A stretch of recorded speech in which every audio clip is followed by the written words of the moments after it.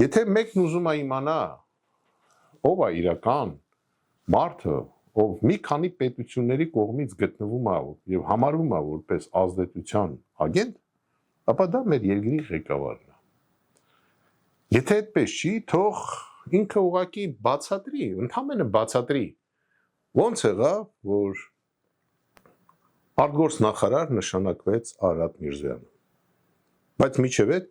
պաշտոնակատարը Արմեն Գևորգյանն էր։ Թող ասի, ինչի չնշանակեց Արմեն Գևորգյանին։ Ու կտեսնենք, ով է գտնվե ազդեցության տակ։ Եթե շարունակեցին, ուրեմն ես պատմելու եմ այն, ինչ որ եղել է իրականում, երբ որ ինքը 21 թվականին